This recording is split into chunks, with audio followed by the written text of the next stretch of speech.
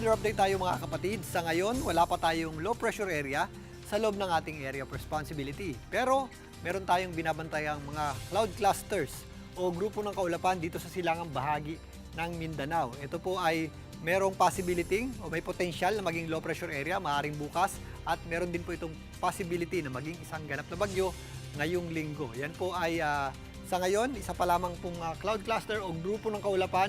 Kaya mataas pa po ang uncertainty nito o maaari pa pong magbago yung kanyang lakas at direksyon at yung kanyang areas na pupuntahan. Pero ito pong mga cloud cluster na ito o yung ating binabantayang sama ng panahon ay posible pong kumilos, pahilagang kanluran at maaari pong magpalakas o magpabalik ng ating habagat o southwest monsoon na magpapaulan dito sa kanlurang bahagi ng ating bansa.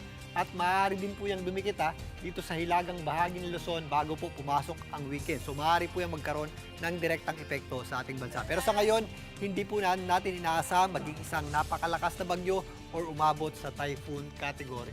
Sa ngayon, maliwalas po ang panahon natin sa malaking bahagi ng ating bansa, maliban lang sa mga posibleng afternoon showers at thunderstorms dito po sa area ng Mindanao. Napapadalas na po yan at mas madadagdagan pa po yan sa darating na Wednesday kasabay po ng paglakas ng ating habagat o southwest monsoon.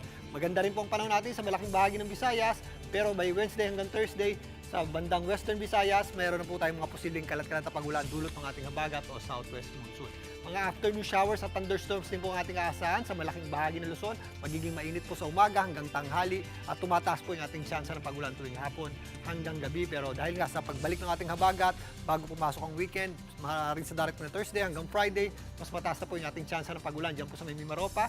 Sa Northern Luzon naman, mainit pa rin po ang ating panahon in the next 2 to 3 days. Pero kasabay po ng pagdikit ng ating binabantayang sama ng panahon dyan, maaaring bago pumasok ang weekend, mas tataas po yung ating mga posibleng pag-ulan dyan o yung ating tsansa ng pag-ulan dyan at meron din po tayong mga posibleng malalakas na bugso ng hangin dulot po ng ating binabantayang sama ng panahon. Kaya paghandaan po natin yan mga kapatid. Dito po sa Metro Manila, magpapatuloy pong maliwalas sa panahon in the next 2 to 3 days. Maganda po ang sikat ng araw sa umaga, gandang hali.